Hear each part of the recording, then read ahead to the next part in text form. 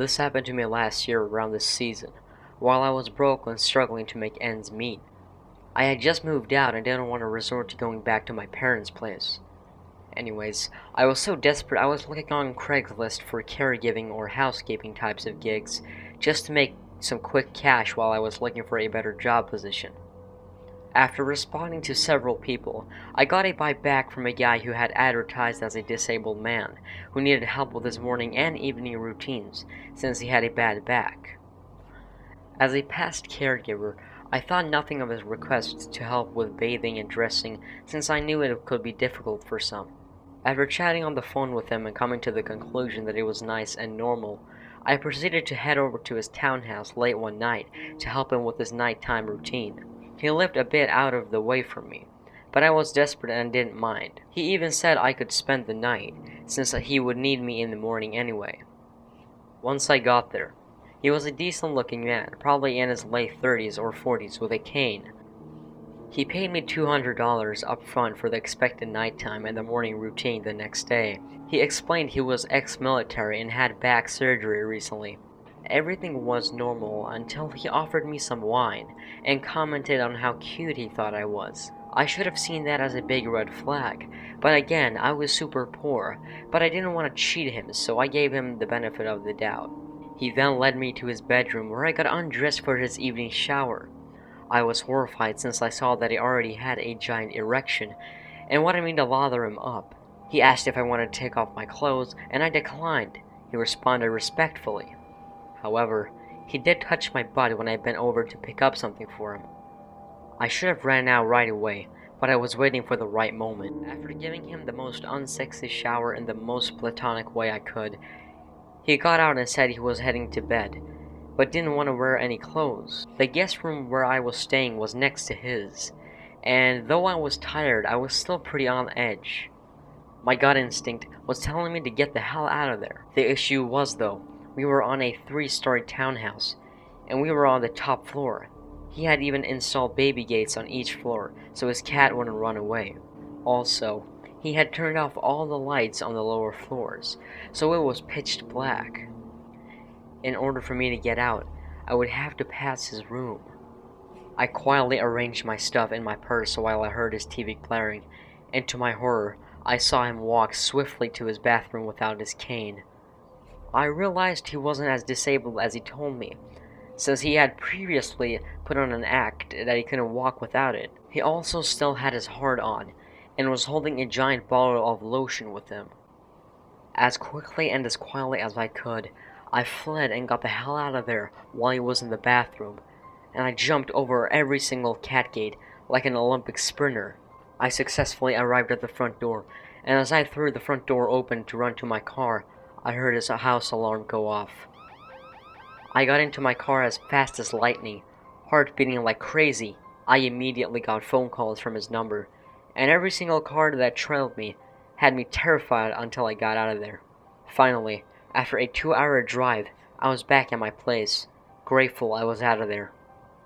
Who knows what could have happened to me if I had stayed overnight, but I didn't want to find out. Creepy Craigslist disabled man. Let's not meet again.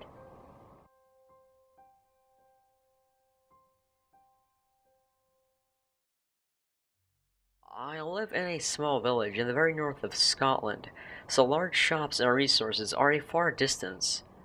For that reason, I usually rely on the internet for shopping to get my needs. Once, I needed to buy a bag for when I was leaving for university, so I turned to Craigslist as I normally do. As a student, I prefer to go to the cheapest options, and Craigslist usually provides that. After looking for a short while, I came across this really good looking bag at only £15. I thought this was an absolute steal, so I phoned the seller. Immediately what struck me was this guy's accent. It was obvious he wasn't Scottish or even from the UK. He sounded more Polish or something. I was still not really sure. He said he was from Glasgow. That's at least 5 hours by car from where I live, but when I told the guy which area I was from, he reluctantly offered to come to my house and give it to me. This all seems strange, being that the sale was only for £15. Nonetheless, I foolishly gave this guy my address, which was a big mistake in the future. He said he would drop by later on that day, giving me the bag. Skipping forward about 7 hours to like 10 p.m., I was thinking that the guy wasn't going to show up, but around 10:20, there was a knock at the front door. Surprised that it was so late, I looked out the window around to the front door, just to be sure. And sure enough, it was a young guy standing with the bag in his hand. Slightly relieved that it wasn't a robber, I went to the door and opened it. It was the guy on the phone for sure. The accent confirmed it. He said, "Hey, here it is." I smiled and took out my wallet, taking out 30 pounds because of the trouble he went through to get here and the condition of the bag. He smiled and opened his arms, as if he wanted a hug. And me being a gay guy, I rarely turned down a hug and just assumed it was a cultural thing or so. So I just hugged him and he left. I was still confused that he came all this way for only 15 pounds, but I didn't find it overly strange. At around midnight, I was finishing another episode of 24 and was ready to go to bed. From outside the house, I heard a car door shut, which was really weird for this time of night in my area. The nearest house is like a quarter-mile away, and I rarely see people that live there. I paused the TV, got up, and went to the window to see who it was. I immediately recognized the car as being the green sedan the guy had. But he wasn't there. No one was. It was at that point when I heard my back gate opening.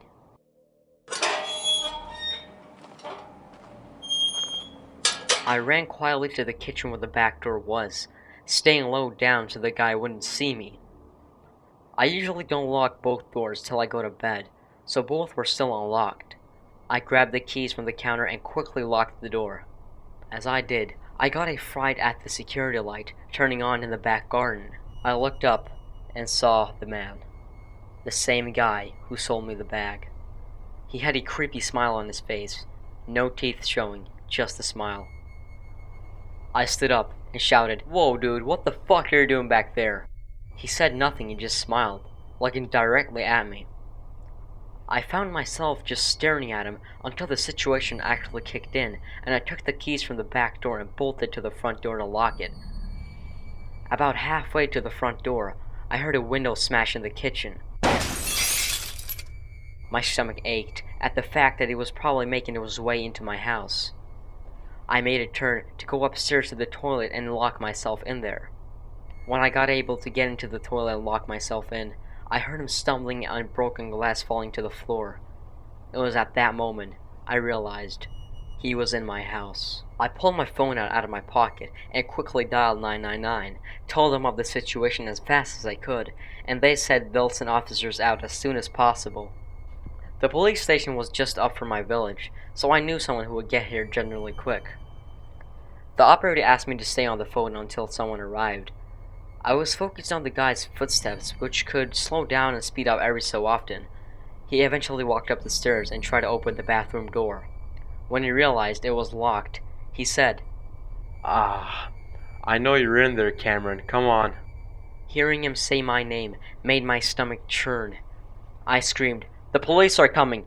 Just back the fuck off, man!" After saying that, he started to kick the door. I backed up against it with more strength than I knew I had. Then, in the distance, I heard sirens and the blue lights reflecting from the bathroom windows. He continued to kick the door, but then I heard the car doors outside open and fast footsteps move.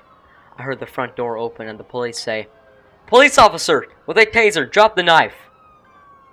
Again, I felt sick knowing that he had a knife. It sounded as if he started, and then the guy screaming. Then I heard, "Taser! Taser! Taser!" After he came through, though, they officially arrested him for attempted murder and trespassing.